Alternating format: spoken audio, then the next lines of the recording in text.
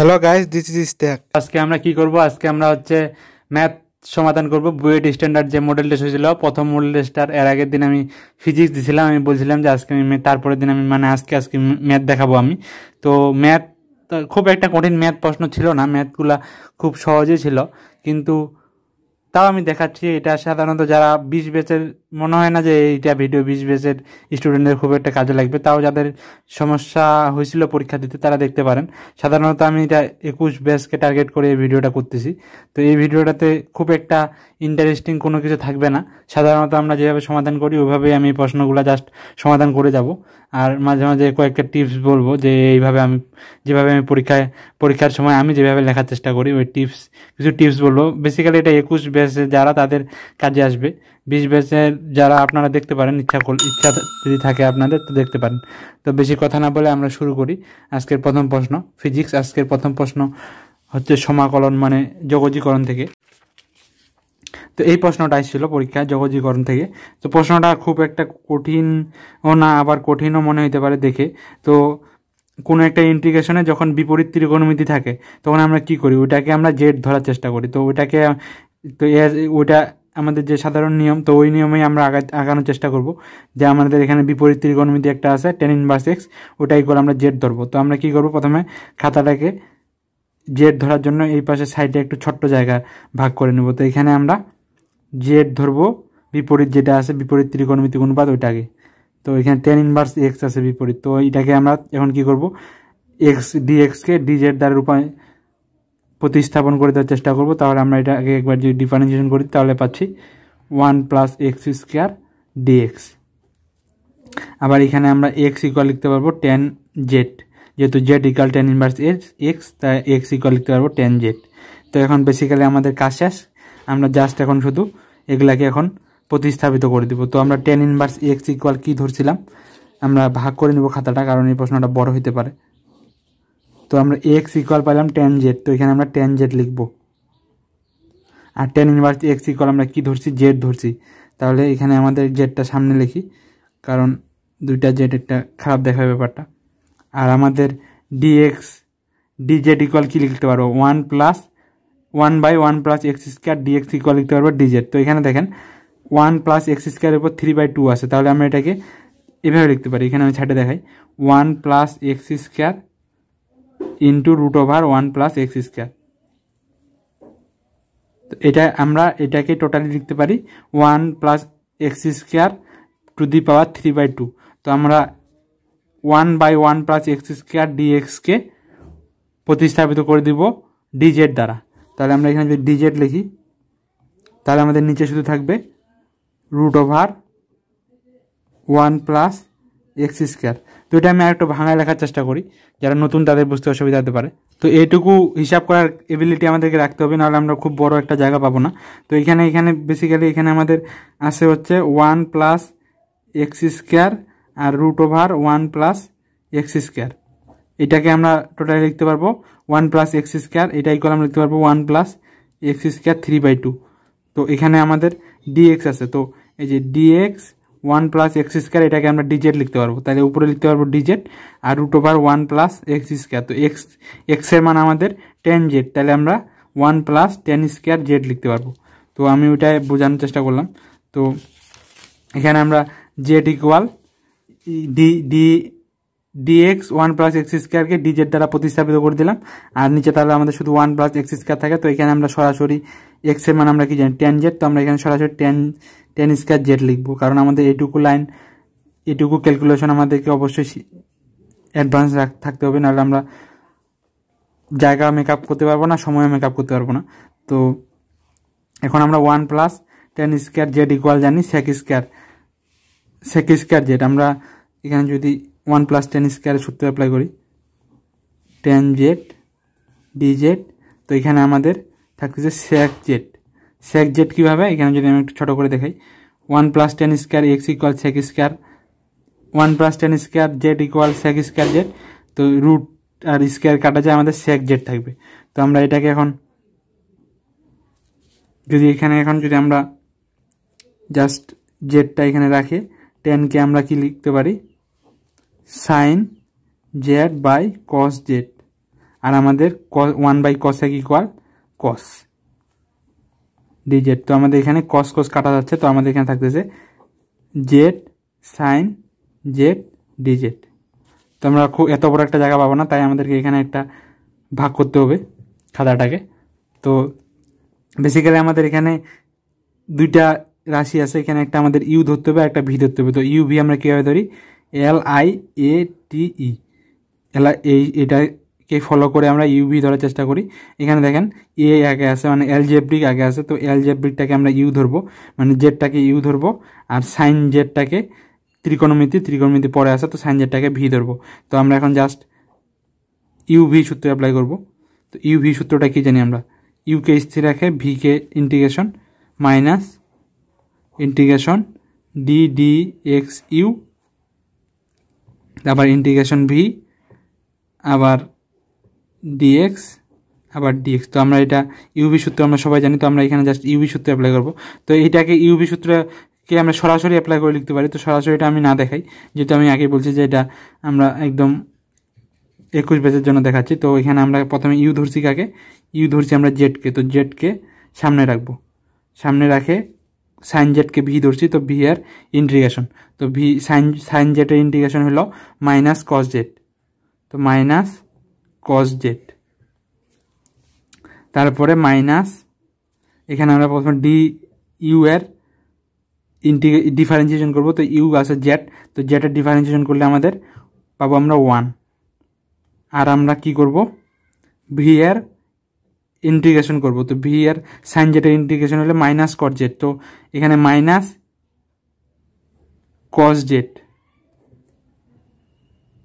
DZ plus C. তো এখানে আমাদের আসতেছে হলো আপনার মাইনাস জেড কস জেড, এখানে এই মাইনাস প্লাস হয়ে যাবে, আর কস জেডের ইন্টিগ্রেশন হলো আমাদের সাইন জেড প্লাস সি। তো বেসিক্যালি আমাদের উত্তর হলো sine Z minus Z cos Z plus C, আর জেড আমাদের কি tan ইনভার্স এক্স, তাহলে আমরা লিখতে পারবো sine tan inverse X minus tan inverse x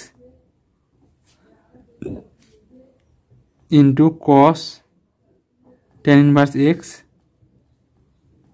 plus C. তো এটা আমাদের বেসিক্যালি উত্তর আসলো। তো এইভাবে আমরা এটা প্রশ্ন করব, এটাতে এভাবেই করা লাগবে। তো এই আমাদের এইটুকু জায়গার মধ্যে আমরা অবশ্যই কভার করার চেষ্টা করব। তো এইভাবে আমরা ভাগ করে করার চেষ্টা করব। তারপর এখানে আমাদের কিছু এখানে কোনো টেকনিক নেই, এই প্রশ্নে একদম সহজ প্রশ্ন ছিল।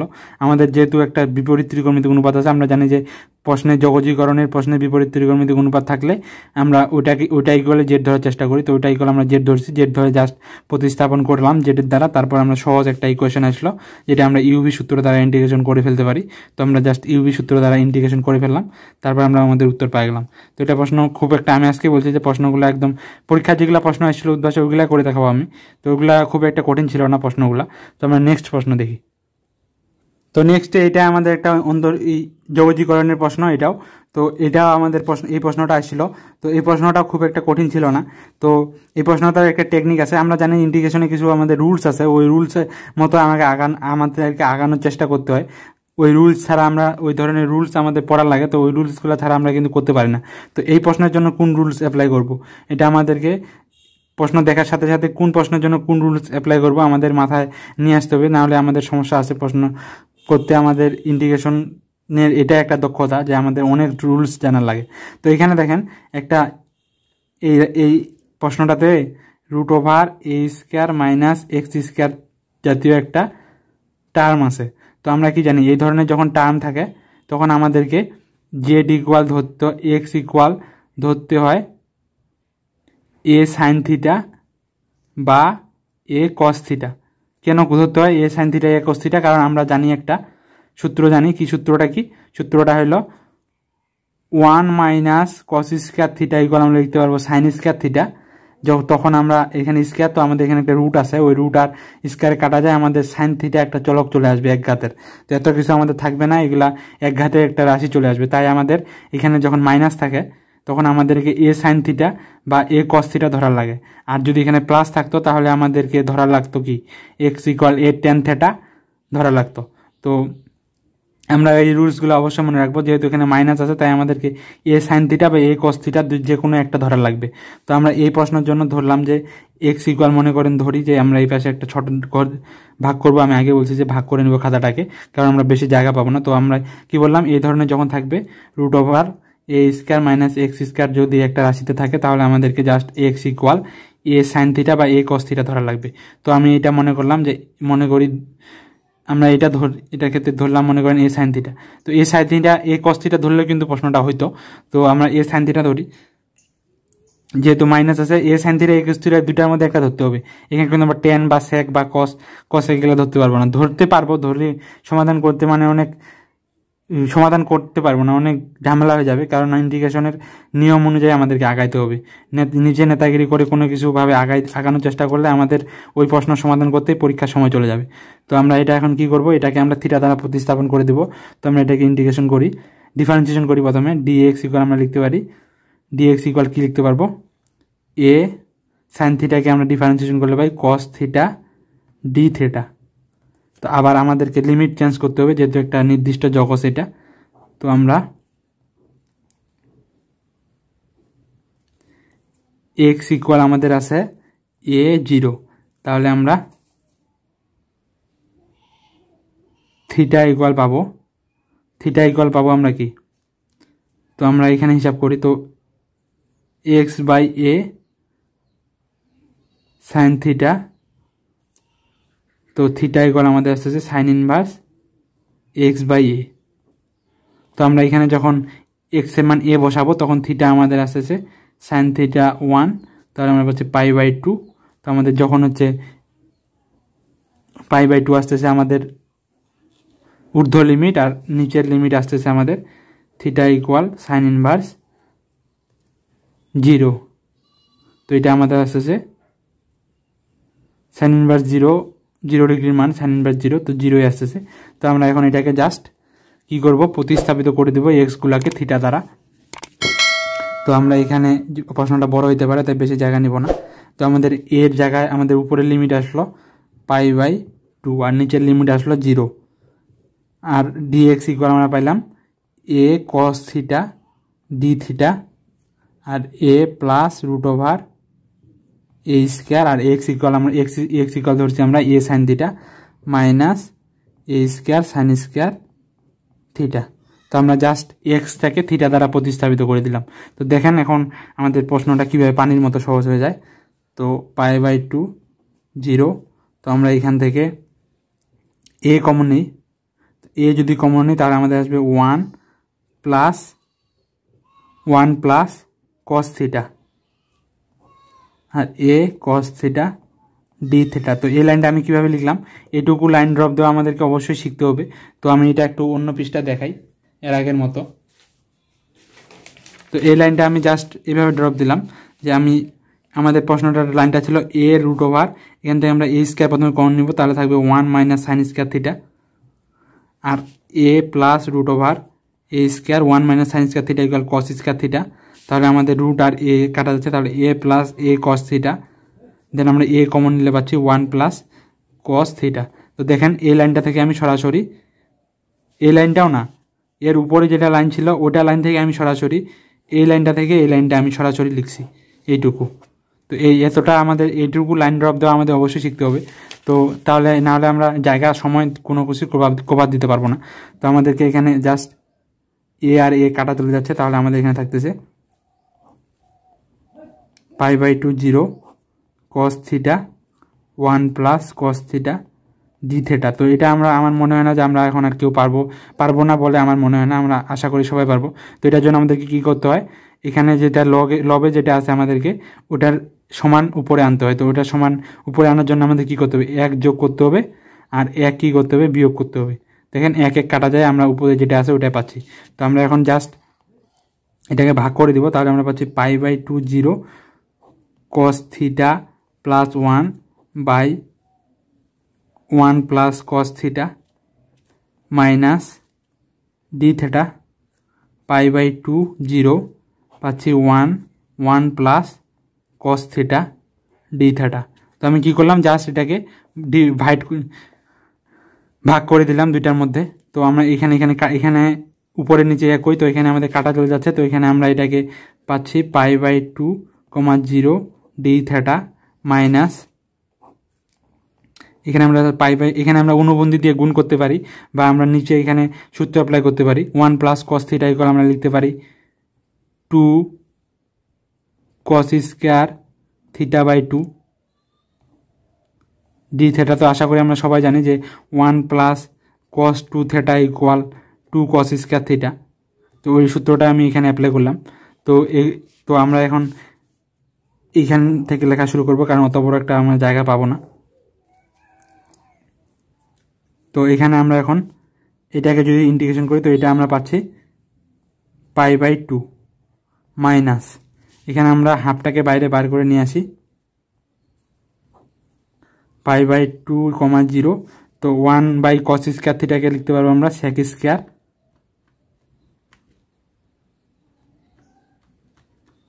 θ/2 ডি থিটা। 1/cos θ = আমরা লিখতে পারি sec θ। তো 1/cos স্কয়ার 2 θ = আমরা লিখতে পারবো sec স্কয়ার 2 θ। তো π/2 মাইনাস হাফ,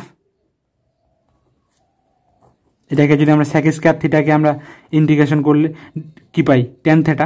তো এখানে আমরা পাবো, যেহেতু আমাদের এখানে θ/2 আছে, তো এখানে আমাদের ভাগ হয়ে যাবে হাফ দ্বারা। তো আমরা পাবো 2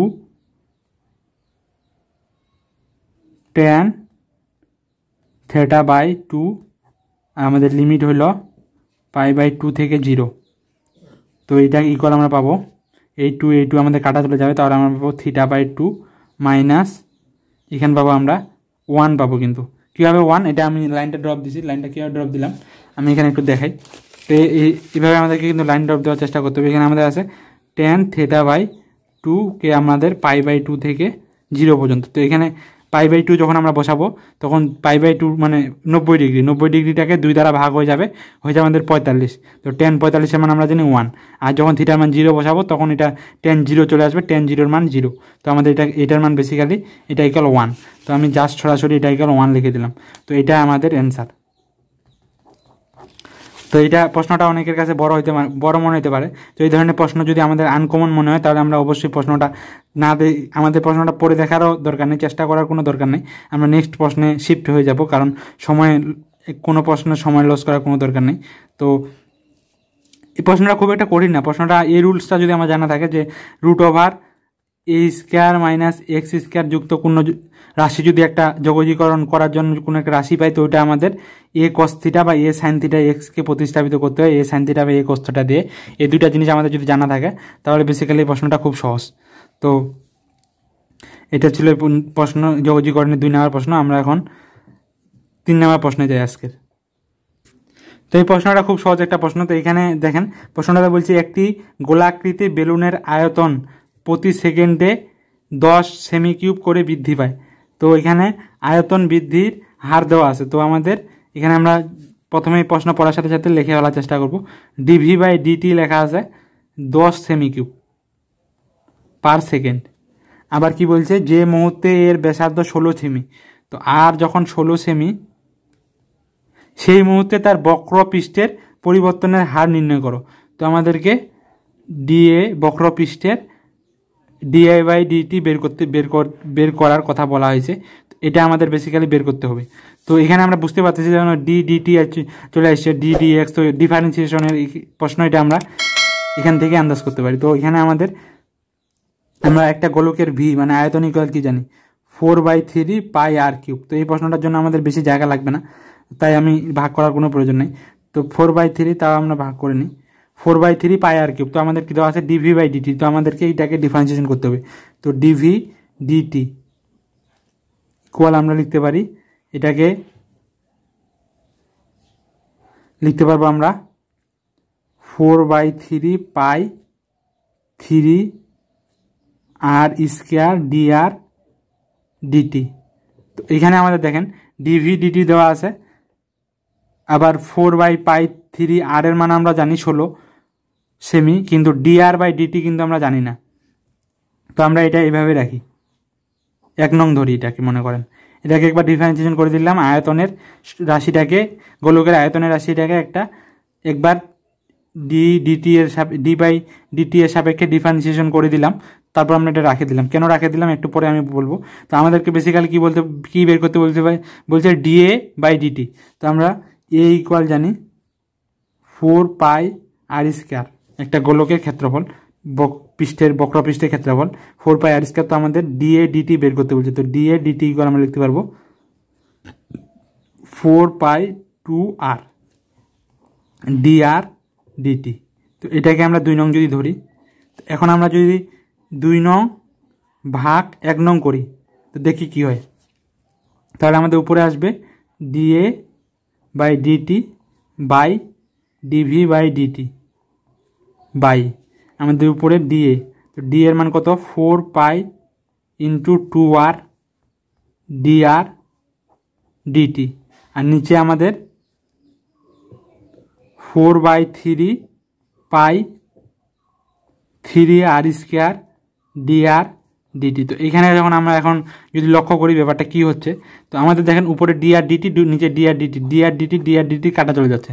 এই 3 ক্যান্সেল, এই 4 পাই ক্যান্সেল, এখানে আর স্কয়ার ক্যান্সেল। তো এখানে যদি আমরা এখন সিম্পলিফাই করি রাশিটাকে, দেখেন অনেক কিছু কাটা চলে গেছে। তো আমরা এখন ডিএ বাই ডিটি এর মান আমাদেরকে বের করতে বলছে, আর ডিভি বাই ডিটির মান আমাদের দেওয়া আছে 10 সেমি ইকুয়াল, এখানে ছিল আমাদের একটা 2 আর এইখানে ছিল আমাদের জাস্ট একটা আর, বাকি সব কাটা চলে গেছিলো। তো আর এর মান আমাদের দেওয়া আছে 16। তো এখান থেকে দেখেন সব কিছু আমাদের দেওয়া আছে, জাস্ট আমাদেরকে কী করতে হবে ডিএ বাই ডিটি বের করতে হবে। তো ডিএ বাই ডিটি আমাদের আসতেছে 20/16 ইকুয়াল 1.25 সেমি স্কয়ার বাই সেকেন্ড। তো সেমি স্কয়ার কেন, একটা ক্ষেত্রফল স্কয়ার আর বাই সেকেন্ড, তাই এটা একক হবে সেমি স্কয়ার বাই সেকেন্ড। একক আমরা অবশ্যই লিখবো, কারণ একক না লেখার জন্য মার্ক কাটা হয়। তো তাই আমরা এককটা লেখার চেষ্টা করব। তো এটা আমি কেন কি করলাম, আমরা এখানে আমাদের প্রথমে লিখে ফেললাম যে আমাদের কি কি দেওয়া আছে আর কি বের করতে বলছে। তো এখানে আমরা প্রথমে ভিকে একবার ডিফারেন্সিয়েশন করলাম, একবার এ কে ডিফারেন্সিয়েশন করলাম, তারপর আমাদের এখানে আরটা অজানা ছিল ডিআর বাই ডিটি, যখন আর এর মান 16। তো ওটা আমাদের ওই জন্য আমরা কি করলাম, এটাকে আমরা কাটার চেষ্টা করলাম। সেই জন্য আমরা 2 নংকে 1 নং দিয়ে ভাগ করলাম বা 1 নং দিয়ে 2 নংকে ভাগ করলাম, তাহলে আমাদের ডিআর বাই ডিটিটা কাটা চলে যায়। তো আমরা আলাদা আরেকভাবে করতে পারতাম, এখান থেকে আমরা ডিআর বাই ডিটি বের করে আবার এখানে ডিআর বাই ডিটির মান বসাই দিতে পারতাম। তো ওইভাবে হইতো। তো আমার মনে হয় যে এইভাবে আমাদের প্রসেসটা খুব সিম্পল। তো আশা করি এই প্রশ্নটা আপনারা বুঝতে পারছেন, খুব সহজ ছিল প্রশ্নটা। তো এই প্রশ্ন নিয়ে আর বেশি কথা না বলে নেক্সট প্রশ্ন শুরু করি। তো এই প্রশ্নটা প্রশ্ন ব্যাংক থেকে, এই প্রশ্নটা খুব সহজ ছিল, এটা উদ্ভাসের পরীক্ষায় ছিল। উদ্ভাসের পরীক্ষায় অনেক প্রশ্ন ব্যাংক থেকে বেসিক্যালি আসে, বেশিরভাগ প্রশ্ন। তো আশা করি সবাই পারবো এই প্রশ্নটা। তাও আমি আগেই বলছি যে এটা যারা নতুন 21 ব্যাচ বা 22 ব্যাচ তাদের জন্য এই ভিডিওটা। তো শুরু করি আমরা নেক্সট প্রশ্ন, বেশি কথা না বলে। এখানে আমাদের এক্স ইকুয়াল দেওয়া আছে tan inverse √1 - cos θ by 1 + cos θ, এবং Y equal tan inverse cos θ by 1 + sin θ যদি হয়, তাহলে ডিওয়াই বাই ডিএক্স বের করতে হবে, মানে ডিফারেন্সিয়েট করতে হবে। তো আমরা এখানে আমাদের এক্সটা থিটার সাপেক্ষে আছে। তো আমরা ডিওয়াই বাই ডিএক্স যদি বের করি, তাহলে আমরা কি করি, আমরা করি ডি থিটা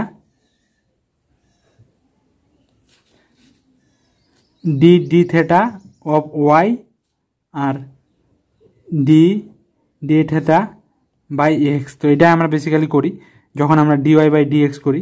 তো এটা যদি হিসাব করি, তাহলে আমাদেরকে এটা যদি আমরা এখন এটাকে আমরা ডিওয়াই বাই ডিএক্সটাকে এভাবে লিখতে পারি, ডি থিটা ইন্টু ওয়াইকে থিটার সাপেক্ষে আর এক্সকে থিটার সাপেক্ষে ডিফারেন্সিয়েশন করব, তাহলে আমরা ডিওয়াই বাই ডিএক্স পাবো। তো আমাদেরকে তাহলে এখানে কি করতে হচ্ছে, ওয়াইকে ডিফারেন্সিয়েট করতে হচ্ছে উপরে থিটার সাপেক্ষে, এক্সকে নিচে থিটার সাপেক্ষে।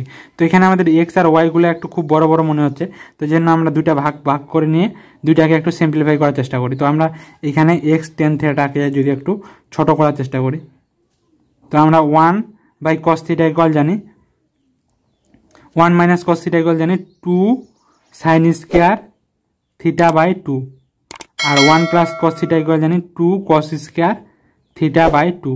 তো এখানে দেখেন 2 কাটা চলে যাচ্ছে, তাহলে এক্স ইকুয়াল থাকতেছে tan inverse tan θ by 2 sin θ by cos θ equal tan θ, আর স্কয়ার আছে, স্কয়ার রুটে কাটা চলে যাবে। তাহলে আমরা ইনভার্স আর tan θ কে ক্যান্সেল করে এক্স ইকুয়াল θ বাই 2 লিখতে পারি। তো তো এক্স ইকুয়াল আমরা পেলাম θ/2। একইভাবে যদি আমরা ওয়াইকে একটু ছোট করার চেষ্টা করি, তো এখানে আমরা cos থিটাকে কি লিখতে পারবো? cos থিটাকে আমরা cos 2 থিটা ইকুয়াল কি জানি? আমরা যদি একটু দেখাই, এখানে cos 2 থিটা ইকুয়াল আমরা জানি cos square theta minus sin square theta. তো cos থিটা ইকুয়াল আমরা এই যে থিটার মান যদি হাফ বসাই এখানে, তাহলে আমরা পাবো cos theta equal cos square θ/2 minus sin square θ/2। তো এটা আমরা কেন অ্যাপ্লাই করতেছি আর একটু হলে আপনারা বুঝতে পারবেন। তো আমরা এখানে cos থিটা ইকুয়াল লিখতে পারবো cos square θ/2 minus sin square θ/2। একইভাবে আমরা নিচে কি লিখতে পারবো? নিচে আমরা 1 প্লাস sin থিটা এটাকে আমরা লিখতে পারবো, এই যে দেখেন এগুলো আমাদের মুখস্থ থাকার কথা। 1 প্লাস sin থিটা এগুলো আমরা অবশ্যই মুখস্থ রাখার চেষ্টা করবো। 1কে আমরা কি লিখতে পারি? sin square θ/2 plus cos square θ/2। তো আমরা জানি sin square plus cos square equal 1। তো আমরা 1টাকে এটা দ্বারা প্রতিস্থাপন করে দিলাম। আর sin থিটা ইকুয়াল আমরা কি জানি? sin 2 থিটা ইকুয়াল জানি 2 sin থিটা cos থিটা। তাহলে আমরা sin থিটা ইকুয়াল কি লিখতে পারবো? 2 sin θ/2 cos θ/2। তো ওটা আমরা এখানে লিখবো 2 sin θ/2 cos θ/2। তো আমরা এটা ইকুয়াল তাহলে পাচ্ছি sin θ/2 plus cos θ/2 whole square. কেন? এটা হচ্ছে a square plus B ab plus B whole square equal a square plus B square plus 2ab। তো ওই সূত্রটা থেকে এটা আমরা লিখতে পারি। তো এইটা ইকুয়াল সরাসরি আমাদেরকে এটা লেখার এবিলিটি রাখতে হবে। 1 প্লাস সাইন থিটা ইকুয়াল আমরা সরাসরি এটা লেখা মুখস্থ রাখবো সূত্র হিসাবে। 1 plus sine theta equal sine θ/2 plus cos θ/2। তো এটা আমরা সরাসরি লেখার চেষ্টা করব। আবার 1 প্লাস সাইন 2 থিটা ইকুয়াল আমরা সরাসরি লিখবো কি sine θ/2 plus cos θ/2 whole square. তো এইগুলা সূত্রগুলো আমরা মনে রাখার চেষ্টা করবো ত্রিকোণমিতিতে। এগুলো আমাদের ডিফারেন্সিয়েশনে খুব কাজে লাগে। তো আমরা এখানে তাহলে এটা সরাসরি অ্যাপ্লাই করি। কি এটা সরাসরি কি অ্যাপ্লাই করব? Sine θ/2 plus cos θ/2 whole square 1 plus sine theta equal. তাহলে আমরা লিখতে পারি y ইকুয়াল tan ইনভার্স। তো এখানে দেখেন a square minus b square সূত্র আছে। তো a square minus b square equal কি জানি? a plus b into a minus b. তো a প্লাস বি যেটা আমরা লিখবো ওইটা, আর এখানে নিচে একটা a প্লাস বি আছে ওইটা কাটা চলে যাবে। তাহলে উপরে থাকবে cos θ/2 মাইনাস সাইন θ/2, আর নিচে থাকবে cos θ/2 প্লাস সাইন θ/2। কেন একটা? কারণ উপরে একটা নিচের একটা কাটা চলে গেছে। তো tan ইনভার্স। তো আমরা এই ধরনের যখন আমরা এই ধরনের একটা রাশি পাই a মাইনাস বি, আবার এখানে পাই হচ্ছে মনে করেন a প্লাস বি, তখন আমাদেরকে tan ইনভার্স এই ধরনের যখন একটা রাশি পাই তখন আমাদেরকে এটা 1 করতে হয়। কেন? আমরা tan inverse x plus y 1 minus x y equal জানি tan inverse x plus tan inverse y. তো এখানে আমাদের 1 থাকে যখন আমরা এই ধরনের রাশিকে সূত্র অ্যাপ্লাই করতে চেষ্টা করি এইভাবে, তখন আমাদের এখানে 1 লাগে। তাই আমাদেরকে এখানে এটাকে 1 করতে হয়। তো এখানে 1 করতে হলে আমাদেরকে কী করতে হবে? এটাকে আমাদেরকে cos থিটা দ্বারা উপরে নিচে ভাগ করতে হবে। তো উপরে যদি আমরা cos থিটা দিয়ে ভাগ করি তাহলে আমরা উপরে পাবো কি? cos θ/2 দ্বারা উপরে নিচে যদি ভাগ করি তাহলে উপরে পাবো 1 মাইনাস tan θ/2, আর নিচে পাবো 1 প্লাস tan θ/2। তো এটাই করে আমরা কি লিখতে পারি? 1 ইকুয়াল আমরা লিখতে পারি tan π/4 এর মান আমরা জানি 1। তো tan π/4 আমরা 1 ইকুয়াল লিখতে পারি tan θ/2, আর নিচেও আমরা লিখতে পারবো 1 প্লাস tan π/4 আর tan θ/2। তো এটাকে আমরা লিখতে পারবো y tan inverse tan π/4 minus tan inverse tan θ/2। তো এটা আমরা কীভাবে লিখলাম? আমরা জানি tan inverse x minus y 1 plus x y equal আমরা জানি tan inverse x minus tan inverse y. তো এগুলো আমাদেরকে অবশ্যই সূত্র সবসময় মুখস্থ রাখতে হবে, নাহলে আমাদের ইঞ্জিনিয়ারিংয়ে আমাদের খুব প্রয়োজন সূত্র আমাদের তো আমরা এটা লিখতে টেন আর টেন ইনভার্স আর টেন থিটা ইকুয়াল কাটা দিয়ে π/4 লিখতে পারি, আর টেন থিটা কাটা দিয়ে -θ/2 লিখতে পারি। তো আমরা ওয়াই আর এক্সকে দেখেন কত সুন্দরভাবে কত ছোট করে নিয়ে আসলাম ক্যালকুলেশন করে। তো এগুলো আমাদেরকে অবশ্যই, তো আমরা এখন কি করতে হবে, উপরে থিটার সাপেক্ষে ওয়াইকে ডিফারেন্সিয়েশন করতে হবে। তো d/d θ ওয়াই ইকুয়াল আমরা লিখতে পারবো π/4 -θ/2, আর নিচে লিখতে পারবো d/d θ এক্সকে লিখতে পারবো θ/2। তো আমরা উপরে যদি ডিফারেন্সিয়েট করি, π/4 একটা ধ্রুবক তাই 0, মাইনাস থিটাকে ডিফারেন্সিয়েশন করলে 1 হয়ে যাবে -½ আর নিচে যদি ডিফারেন্সিয়েশন করি তাহলে থিটা, উপরে থিটাকে আমরা যদি ডিফারেন্সিয়েশন করি তাহলে 1 হয়ে যাবে, তো 1/2। তাহলে আমাদের এখানে দেখেন এখানে উপরে থাকতেছে -½ নিচে +½ তাহলে আমাদের এটা আসছে -1। তো এটার উত্তর হচ্ছে -1। তো অনেক বড় মনে হতে পারে আপনাদের, আমি অনেক কিছু একদম বিস্তারিত দেখালাম, এত কিছু লেখার দরকার নেই। আপনারা যদি প্র্যাকটিস করতে থাকেন তাহলে আপনারা দেখেই বলে দিতে পারবেন যে এগুলোর উত্তর কত হবে। তো আশা করি আপনাদের এই সমস্যাটা ভালো লাগছে। তো আমরা এখন নেক্সট প্রবলেম দেখি। তো এই প্রশ্নটা আমাদের জটিল সংখ্যা থেকে, এই প্রশ্নটা আমাদের খুব সহজ একটা প্রশ্ন। কীভাবে সহজ আমি বলি, দেখেন এখানে দেখেন একটা এক্স ইকুয়াল আছে a plus iota b, a minus iota b হলে প্রমাণ করো যে a square plus B square x square plus a square plus B square equal to a square minus B square into x. তো এখানে আমাদের দেখেন এখানে একটা আয়োটা, জটিল সংখ্যার আয়োটা চিহ্নটা আছে, এখানে আমাদের আয়োটা মুক্ত একটা রাশি। তো আমাদেরকে জাস্ট এইটা থেকে এই যে আই চিহ্নটাকে, এটাকে আয়োটা বলে, তো এটাকে আমাদেরকে জাস্ট মুক্ত করতে হবে। তো মুক্ত করার একটা কি উপায়, আমরা আই স্কোয়ারের মান জানি -1, তো আমাদেরকে আইটা এক পাশে নিয়ে আসে জাস্ট স্কোয়ার করে দিতে হবে, তাহলে আমাদের আই মুক্ত হয়ে যাবে। তো আমাদেরকে আমাদের মূল টার্গেট, প্রথম টার্গেট আইটাকে এক পাশে নিয়ে আসা। তো আমরা এইটাকে এখানে গুণ করে দিই, তাহলে পাই এক্স এ মাইনাস আয়োটা বি ইকুয়াল পাই এ প্লাস আয়োটা বি। তো আমরা এখানে এক্স এ minus iota x B equal লিখতে পারবো এ প্লাস আয়োটা বি। তাহলে আমাদেরকে এক্স এটা এই পাশে নিয়ে আসি, আর এখানে iota b plus iota x b. তো এক্স এ মাইনাস এ, তারপর আমরা আয়োটাকে কমন নিয়ে স্কোয়ার করে দিই, তাহলে বি এক্স বি। তো দেখেন জাস্ট আয়োটা আমাদের দূর হয়ে গেল। তো আমরা এটাই করে লিখতে পারি x square minus 2x a plus a square, এখানে আয়োটার মান আই স্কোয়ার ইকুয়াল জানি -1, এখানে আমরা লিখতে পারি b square plus 2xb plus x square B square. তো কাজ শেষ। এরপরে আমরা আর কোনো ক্যালকুলেশন করার দরকার নেই, আমাদের একটা প্রমাণ বলছে, প্রমাণটা আমরা এখানে লিখে দিব। A square plus B square equal X square plus A square plus B square equal 2a square minus B square equal X. তো এই লাইন থেকে আমরা সরাসরি, আমাদের কোনো আর দেখার দরকার নেই, কারণ আমাদেরকে এটা প্রমাণ করতে বলছে। এখানে আইযুক্ত রাশি নাই, এখান থেকে এই লাইনটা আনতে 2-3টা লাইন প্রয়োজন হইতো, কিন্তু আমাদের এই প্রশ্নে ওইটা করার দরকার নেই, কারণ ওটাতে আমাদের একটু সময় লস হবে। ওই সময়টা আমরা বাঁচাই অন্য কোনো প্রশ্নতে ব্যবহার করতে পারি। তাই আমরা সরাসরি এই লাইন থেকে এই লাইন লিখে দেবো। আমাদের প্রশ্নে যেহেতু এটা প্রমাণ করতে বলছে, এখানে আমাদের আইটাকে দূর করে দিয়ে সাথে সরাসরি আমরা এই লাইনটা লেখার পর এই লাইনটা থেকে এই লাইনটা লিখে দিতে পারি। তো এটা ছিল এই প্রশ্নটা, খুব সহজ একটা প্রশ্ন ছিল। তো আমরা নেক্সট প্রশ্ন দেখি। তো এই প্রশ্নটা খুব একটা সহজ প্রশ্ন, তাও আমি নিছি। তো এখানে আমি আগে বলছি যে 21 ব্যাচের জন্য। তো এখানে বলছি একটি অধিবৃত্ত 6,4 এবং -3,1 বিন্দুগামী, এর কেন্দ্র মূল বিন্দুতে এবং এক্স অক্ষ বরাবর আর অক্ষ অবস্থিত। তো অনুবন্ধী অক্ষের দৈর্ঘ্য বের করতে বলছে। তো এখানে আমাদেরকে কি বলছে, আমরা কি করি গেলা, প্রথমে আমরা ধরি যে আমাদের কি বলছে, অধিবৃত্তের সমীকরণ। এই ধরনের অঙ্কের জন্য আমাদের প্রথমে সমীকরণটা ধরে নিতে হয়।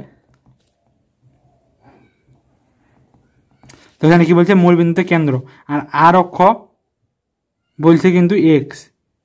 তো এক্স অক্ষ যেহেতু আর, তাহলে X square A square minus Y square B square equal 1, এটা হবে আমাদের অধিবৃত্তের সমীকরণটা। তো এই সমীকরণটা কত বিন্দুগামী, 6, 4 আর -3, 1 বিন্দুগামী।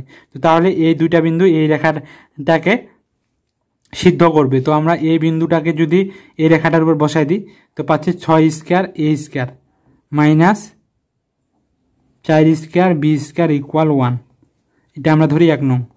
আর এই বিন্দুটা যদি আবার এখানে বসাই, যেহেতু এই বিন্দুগামী, তো এখানে পাচ্ছি 3 square A square minus 1 square B square equal 1, এটা হলো আমাদের 2 নং। তো আমরা কি করি, এটা আমাদের এখন ক্যালকুলেশন করার চেষ্টা করি। তো এটা ক্যালকুলেশন করতে আমাদের অনেক ঝামেলা হয়।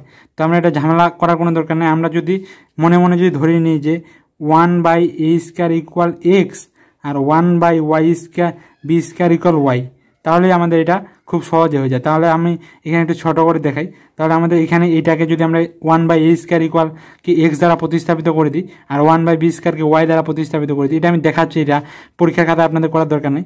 তো এখানে তাহলে আমরা পাবো 6² এক্স মাইনাস 4² ওয়াই ইকুয়াল 1, আর এটাতে আমরা পাবো 3² এক্স মাইনাস 1 ওয়াই ইকুয়াল 1। তো দেখেন এখানে এক্স ওয়াই দুইটা আমাদের রাশি চলে এসেছে। তো এটা আমরা ক্যালকুলেটর দিয়ে সমাধান করতে পারি। তো আমরা সরাসরি এখানে ক্যালকুলেটরে ইকুয়েশন মোডে যাই, সিম্পল এটা আমরা ইকুয়েশনে 1 নম্বর অপশনে যাই, দুইটা চলক এক্স ওয়াইতে দুইটা প্রেস করলাম। এখানে দেখেন এক্সের ছক 6² ওয়াই ছক মাইনাস 4²,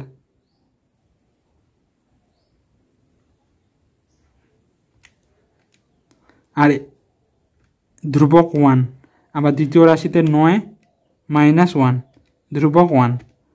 তো আমরা সমাধান করে দেখেন এক্সের মান পাচ্ছি 5/36, কিন্তু আমরা কি এক্স ধরছিলাম, আমরা ধরছিলাম 1/a² ইকুয়াল এক্স, তাহলে আমরা এটা লিখতে পারবো 1/a² ইকুয়াল 5/36, আর ওয়াই মান আসলো আমাদের 1/4। তো আমরা ওয়াই ধরছিলাম 1/b², তো 1/b² ইকুয়াল আমরা লিখতে পারবো 1/4।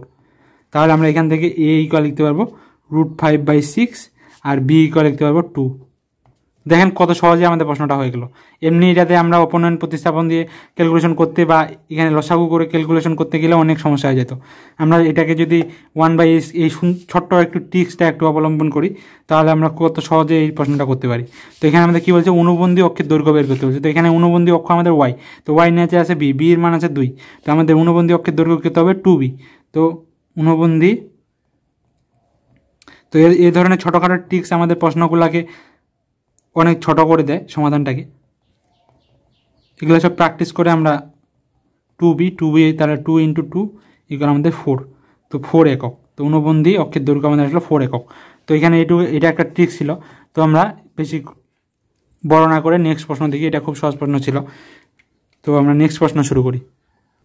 তো এটা আমাদের বিপরীত ত্রিকোণমিতিক অনুপাত থেকে এখানে আছে tan inverse x - 1 plus tan inverse x plus tan inverse x plus 1 equal tan inverse 3x যদি হয়, তো এটা সমাধান করতে হবে, মানে এটা থেকে x এর মানটা আমাদেরকে বের করতে হবে। তো এটা দেখেন এখানে যদি আমরা কি জানি, tan inverse x plus tan inverse y equal, আমরা জানি tan inverse x plus y 1 minus xy। তো এই যে এখানে আমরা দুইটার জন্য সূত্র জানি, তিনটার জন্য জানি। তো তিনটার জন্য এখানে কিন্তু x প্লাস ওয়াই আছে, x মাইনাস ওয়াই আছে, তাই আমাদের এটা বড় হয়ে যাবে তিনটার জন্যটা অ্যাপ্লাই করতে গেলে। তো আমরা দুইটার জন্য অ্যাপ্লাই করার চেষ্টা করবো। তো দুইটার জন্য করতে গেলে আমরা যদি এই পাশ থেকে একটা এই পাশে নিয়ে আসি, তো এই পাশে দুইটা থাকতেছে আমাদের, এই পাশে দুইটা থাকতেছে। তো আমরা এখন কোনটা পার করবো, দেখেন এখানে যখন x - 1 আর x প্লাস 1 এই দুইটা যদি আমরা এক পাশে রাখি, তাহলে আমাদের হিসাবে ক্যালকুলেশনে একটু সহজ হবে। যখন আমরা গুণ করবো তখন আমরা খুব সহজেই গুণফলটা আমরা বলে দিতে পারবো। কেন? কারণ আমরা জানি x plus 1 into x minus 1 equal x² minus 1, তাই আমরা এইটা আর এইটা এক পাশে রাখবো আর এটাকে এই পাশে পার করে দেবো। তো আমরা সরাসরি অ্যাপ্লাই করবো tan ইনভার্স এইটা আর এটা মনে করি যে এই পাশে আছে, এটা মনে করেন tan ইনভার্স x, এটা মনে করেন tan ইনভার্স y। তো এটাকে আমরা লিখতে পারি x plus y into 1 minus xy। তো xy আমি সরাসরি বললাম, সরাসরি আমরা গুণ করতে পারি, যেহেতু সরাসরি গুণ করতে পারি তাই আমরা এই দুইটা এক পাশে রাখছি, এটাকে পার করে দিছি। তো এটা আমরা এভাবে লিখতে পারবো ইকুয়াল, আমরা এটা যদি এই পাশে অ্যাপ্লাই করি, তো আমরা এক্স মাইনাসের ক্ষেত্রে জানি, এক্স মাইনাস ওয়াইয়ের ক্ষেত্রে জানি এক্স মাইনাস ওয়াই। তো আমাদের এক্স হচ্ছে 3x minus x into 1 plus 3x²। তো দেখেন কত সহজ হয়ে গেল আমাদের প্রশ্নটা। এখানে দেখেন 1 1 কাটা, তো এখানে আমাদের tan ইনভার্স উপর থেকে বাদ, ওই পক্ষ থেকে বাদ, এখানে পাচ্ছি আমরা 2x, এখানে পাচ্ছি 1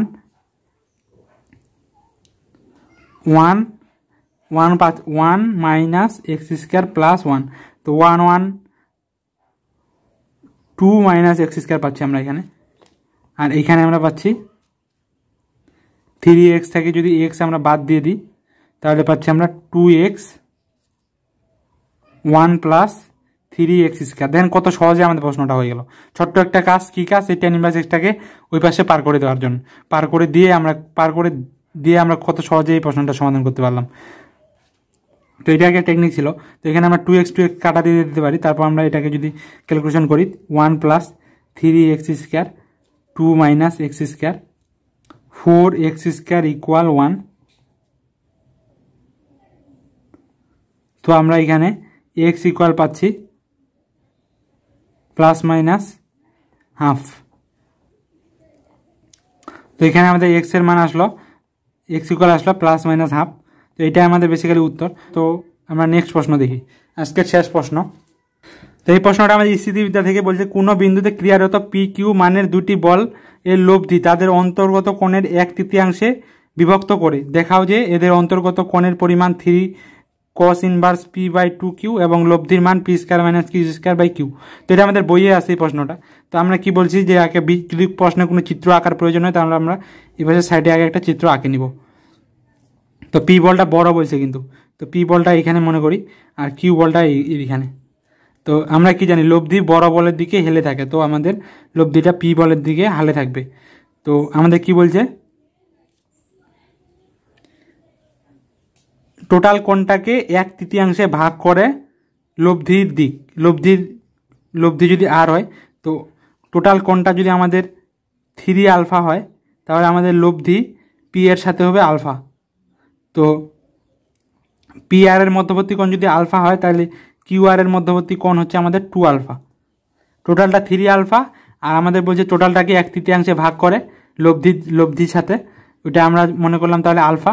কেন আমরা 3 আলফা ধরলাম, কারণ তাহলে আমাদের হিসাবে সহজ হবে, তাই যেহেতু 1/3 বলছে, তো এখানে যদি আলফা হয় তাহলে বাকিটা আমাদের 3 আলফা মাইনাস আলফা তাহলে 2 আলফা। তো চিত্র আঁকা মানে আমাদের প্রশ্ন অনেকটা সলভ হয়ে গেল। তো আমরা এখন এখানে যদি ত্রিভুজ সূত্র অ্যাপ্লাই করি, তো আমরা পি উপরের পি এর নিচে সাইনের কোণ অনুপাতটা লিখব, পি বাদে বাকি যে দুইটা বল আছে ওই দুইটা বলের মধ্যবর্তী কোণ। তো এখানে পি বাদে বাকি দুইটা আছে আর কিউ এর মধ্যবর্তী কোণ 2 আলফা, তাহলে আমরা পি নিচে লিখবো সাইন 2 আলফা। আবার কিউ বাদে বাকি যে দুইটা বল আছে ওর মধ্যবর্তী কোণ, তো কিউ বাদ দিলে বাকি থাকতেছে আর পি, তো আর পি এর মধ্যবর্তী কোণ আলফা, তো আমরা কিউ এর নিচে লিখবো সাইন আলফা। আর আর বাদ দিয়ে বাকি দুইটা বলের মধ্যবর্তী কোণ, তো আর বাদে বাকি দুইটা বল কি আছে পি কিউ, আর পি কিউ এর মধ্যবর্তী কোণ 3 আলফা। তো এটা হচ্ছে আমাদের ইকুয়েশন। এখান থেকে আমাদের এখন জাস্ট প্রমাণগুলো নিয়ে আসতে হবে। তো আমরা প্রথমে যদি এই দুইটা অনুপাত নিয়ে কাজ করি, সাইন 2 আলফা ইকুয়াল লিখতে পারবো sine 2 sine alpha cos alpha, আর কিউ ইকুয়াল আমাদের আছে সাইন আলফা। তো আমাদের এখানে কাটাকাটি করলে আমরা cos alpha equal sine alpha equal কাটা দিয়ে দিই, তাহলে কস আলফা ইকুয়াল পাচ্ছি আমরা পি বাই 2q, তাহলে আমরা আলফা ইকুয়াল পাচ্ছি cos inverse P by 2q। কিন্তু আমাদের বলছে যে তাদের বলদ্বয়ের অন্তর্গত কোণ, তো বলদ্বয়ের অন্তর্গত কোণ আমরা কি ধরছি 3 আলফা, তো আলফার মান যদি হয় cos inverse P by 2q, তাহলে 3 আলফা ইকুয়াল কি হবে 3 cos inverse P by 2q, এটাই তো হবে। তো এটা আমাদের একটা প্রমাণ হয়ে গেল। এখন আমাদের আরেকটা প্রমাণের জন্য আমরা কি করব, এখানে সাইন হবে, এখানে আমরা এখন কিউ আর এই দুটার অনুপাতটা নেব। তো কিউ সাইন আলফা আর সাইন 3 আলফা, তো সাইন 3 আলফার আমরা সূত্র জানি, সাইন 3 আলফা ইকুয়াল আমরা সূত্র অ্যাপ্লাই করব। তো সাইন 3 আলফা ইকুয়াল জানি আমরা 3 sine alpha minus 4 sine cube alpha.